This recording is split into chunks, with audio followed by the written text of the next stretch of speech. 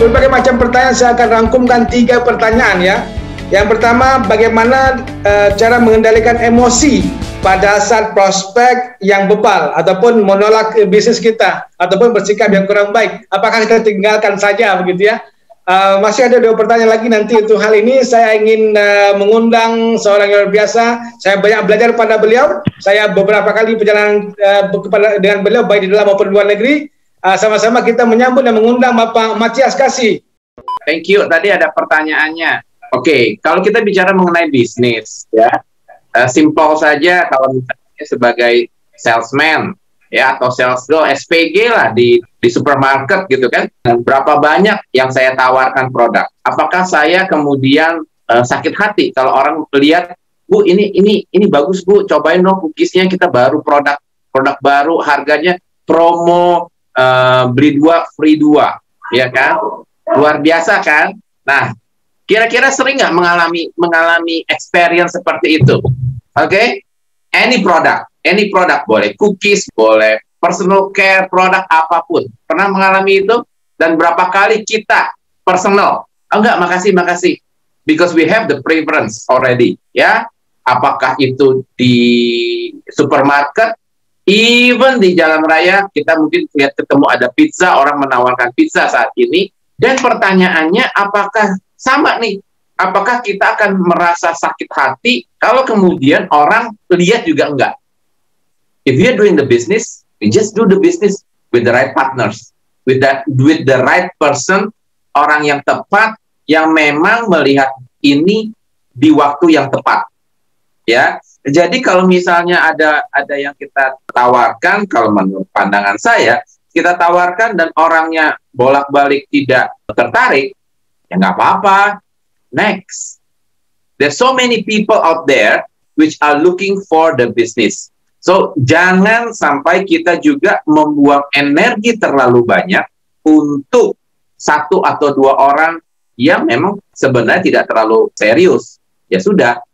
Saya juga punya pengalaman, saat itu dia mungkin belum serius. Tetapi 1 atau 2 tahun berikutnya, dia mungkin lebih klik, lebih mengerti ya bagaimana menjalankan bisnis dan mencari bisnis yang tepat, dan disitulah saatnya kita bisa bicara lebih detail. Ya, balik lagi bicara mengenai 80-20 rules, lakukan ini, fokus kepada 20 orang yang serius instead of 80 yang mungkin tidak serius. Itu jawaban saya kalau mengenai pertanyaan orang-orang yang tidak serius atau tadi saya bilang itu ya. Kemudian pertanyaan berikutnya adalah haram halal. Oke? Nah, produk yang kita pasarkan di Indonesia maupun di berbagai belahan dunia lainnya, menariknya adalah produk-produk yang kita pasarkan sifatnya adalah global. Artinya apa?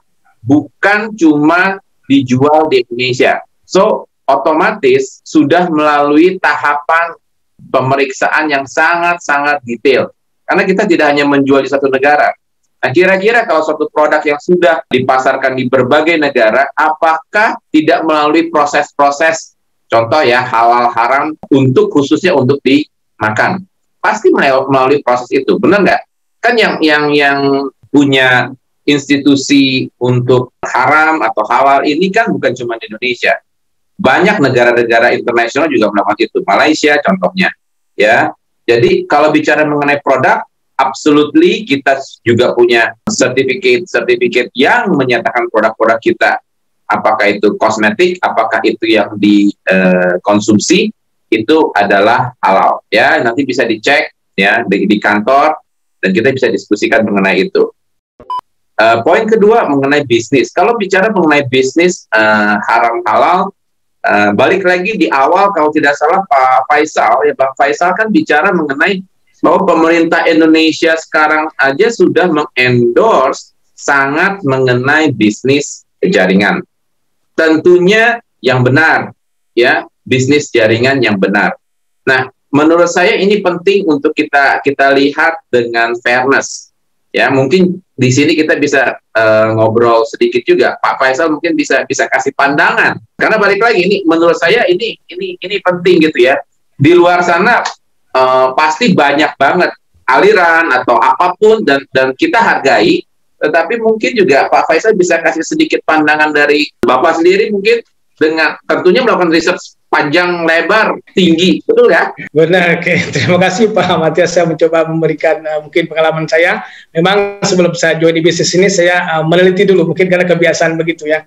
Melihat dulu seperti apa. Saya sudah membaca berbagai macam research yang dilakukan oleh beberapa scholar yang levelnya adalah internasional, seperti Syekh Dr. Quradari, itu adalah salah seorang anggota ulama besar dari Saudi Arabia, dan juga kita melihat fatwa-fatwa di Malaysia seperti JAKIM, Jabatan Kemajuan Islam Malaysia, dan juga Pak Matias, kita di sini di Indonesia itu ada bahkan di fatwa itu adalah fatwa Dewan Syariah Nasional, itu sudah legitimasi oleh OJK, oleh juga lembaga negara dalam beberapa fatwanya. Ada juga fatwa yang berkaitan langsung dengan penjualan langsung berjenjang syariah, begitu yang sesuai dengan syariah itu. Ada fatwa nomor 75 dikeluarkan pada Juli tahun 2009. Itu fatwa 75 tentang PLBS. Jadi kalau boleh saya ulas sedikit, saya mungkin beri informasi saja. Itu ada beberapa kriteria. Pertama terkait dengan barangnya. Barangnya harus barang yang halal, bisa diserah terimakan, kemudian juga memang bermanfaat, kemudian tidak ada unsur penipuan di dalamnya, tidak ada unsur gambling, tidak ada unsur juga memberikan harapan palsu ataupun memberikan unsur-unsur yang disebut dengan maisir ataupun gambling tadi. Mungkin secara garis besar begitu Bapak Matias. Kemudian juga harus ada usaha, harus ada effort yang wajar yang diperlukan untuk menghasilkan income seperti yang yang kita kenal dalam berbagai dunia usaha, bahwa effort itu berbanding juga dengan income yang akan diperoleh ataupun sebaliknya. Mungkin demikian secara garis umum Pak Matias. Terima kasih ya, sedikit tambahan dari Pak Bang Faisal di sini ya. Saya kira balik lagi bahwa satu yang ingin saya garis bawahi sebagai satu partner kita untuk memasarkan produk ini, yaitu Bizworld. Mereka juga sangat berhati-hati karena balik lagi perusahaan ini punya cabang di lebih dari 22 negara. Sehingga sebagai satu perusahaan internasional tentunya benar-benar prudent dalam mempersiapkan ini. Ya, itu tambahan dari saya. Pertanyaan terakhir, bagaimana merekrut atau mencari bisnis partner di saat pandemi seperti sekarang ini? Justru jawabannya, this is the right timing. Ya, biasanya bisnis jaringan atau network marketing atau orang mulai melihat peluang usaha ini itu di saat-saat adanya tantangan, ya, resesi. Kenapa? Karena biasa pada saat resesi terjadilah pengurangan karyawan, tidak adanya banyaknya pekerjaan baru, lowongan semuanya berkurang, sehingga orang mencari usaha-usaha yang bisa dilakukan. Simple apa? Jualan. Kita lihat saat ini banyak sekali jualan makanan di mana-mana. Betul ya? Kenapa? People have to fight. Ya kan? Kita harus mencari peluang bagaimana. Nah, justru di saat sekarang ini di mana bisnis secara umum itu mulai melakukan pengetatan dari sisi karyawan, dari sisi income, orang akan mencari tambahan income, mencari bisnis baru, ya, mencari opportunity yang lebih banyak lagi yang bisa memberikan peluang, harapan untuk dikerjakan sebagai jaminan atau menjaga sekiranya pekerjaan yang lakukan sekarang ini tiba-tiba berhenti, kita punya pegangan. Ya, ini yang menarik dari bisnis jaringan. Kenapa?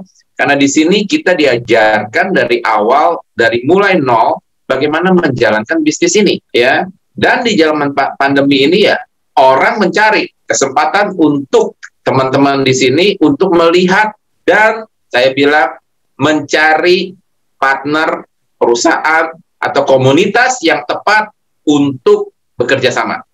Dalami komunitas FFG ini, apa yang kalian dapat nantinya itu menurut pandangan saya adalah mendapatkan jauh-jauh berlipat. Bukan cuma bicara mengenai dari sisi finansial, tetapi dari sisi yang lainnya, baik itu bicara mengenai mindset, baik itu bicara mengenai kemampuan berpikir, maupun hal-hal lainnya termasuk pendidikan-pendidikan formal yang bisa kita dapatkan. Ya, jadi itu tambahan dari saya, seperti itu. Thank you. Pak Matias, luar biasa sekali teman-teman sekalian. Kita melihat bahwa tadi saya Pak Matias bahwa banyak sekali room ruang-ruang yang kita bisa dapatkan ketika Anda memutuskan join untuk bersama-sama dengan kita di sini, dalami FFG-nya, dalami family FFG-nya seperti apa. Oke.